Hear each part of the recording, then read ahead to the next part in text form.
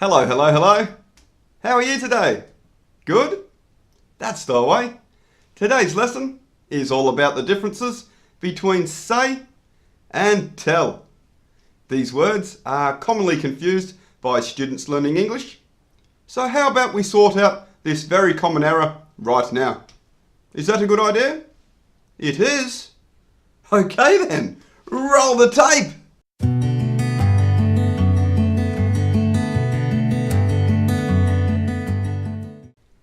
Hello English learners and welcome to today's English lesson. So say versus tell. First, I will teach you the rules.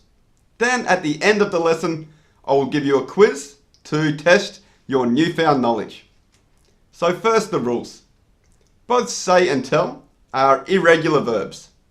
We have say in the present tense, said in the past tense, and also said in the past participle form.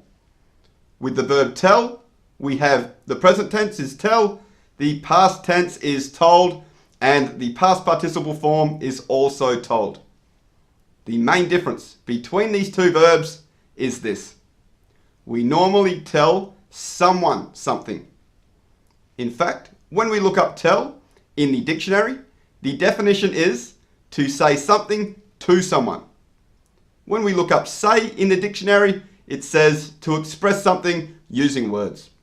This is the big difference between say and tell. We need an object with tell. Tell needs an object and say does not take an object. Technically, say does not take an indirect object and can take a reported clause as a direct object, but let's keep this lesson simple as this is a lesson for intermediate learners.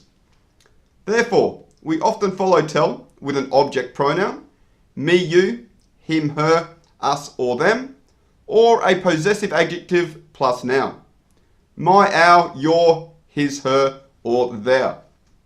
For example, he told me a great joke. I told her about my day. I didn't tell your mum your secret, don't worry. We could express this as subject plus tell plus someone. What we can't do, and which I see often, is this. We cannot have someone plus tell plus to someone. No, this is incorrect. We cannot say he told to me a great joke or I told to her about my day. Never follow tell with the preposition to. There are some instances when you can use tell without mentioning the someone. For example, he told a great joke. Or tell the truth. Or she told the story of how they first met. But 99% of the time, we tell someone something. Now let's take a look at say and compare the differences with tell. Say is slightly more versatile than tell, which I hope to demonstrate to you now. The biggest difference is, as I mentioned, we do not follow say with an object. So we cannot say, he said me that he was thirsty. The correct sentence would be, he said to me that he was thirsty. That is grammatically correct. We can use the preposition to after say, but never after tell. But it does sound a little strange. The better choice would be, he told me he was thirsty. The other difference has to do with direct and indirect speech. We can use say in both direct and indirect speech. What do I mean? If we want to repeat someone's exact words, we can use say. For example, if my friend John said to me, I like chocolate, then I could say this. John said, I like chocolate. I am repeating the exact words that my friend said. This is called direct speech. And when I write this, I must use quotation marks to show that this is a quote. It is the exact words my friend said. British style is normally single quotations and US is normally double quotation marks.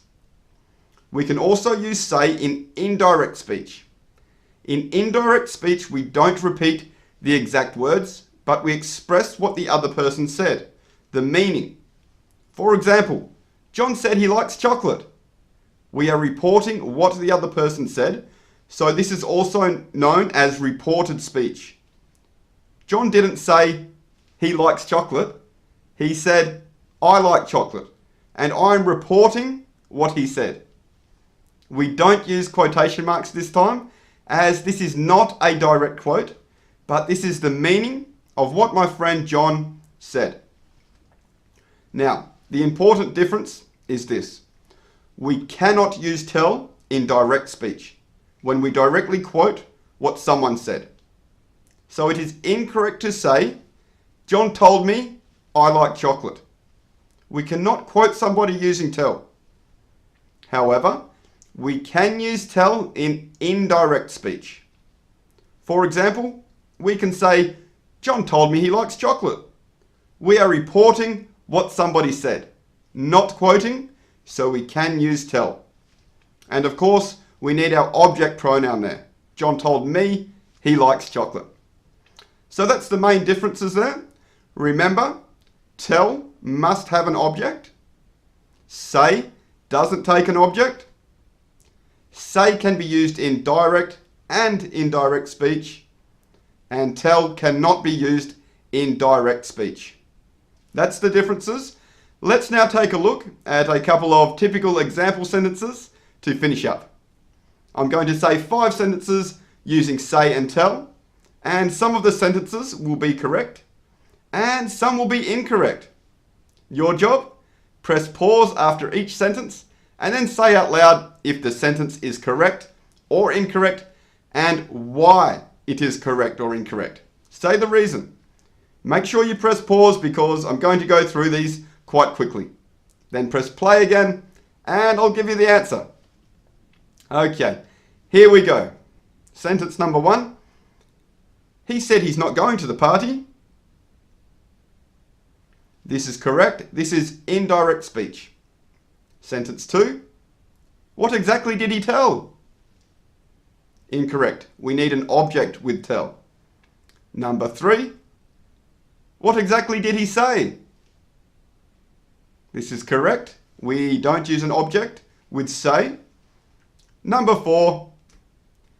He told me I'm going to the party. This is incorrect because this is direct speech, a direct quote, and we can't use tell with direct quotes. And number 5. He said I'm not going to the party. And lucky last, this is correct because we can use say and not tell with direct quotes with direct speech. All right. And that's a wrap, my friends. I hope you enjoyed today's lesson. Please subscribe if you did, as it helps the channel reach more English learners like yourself. And most importantly, good luck with your English goals and life goals. Cheers!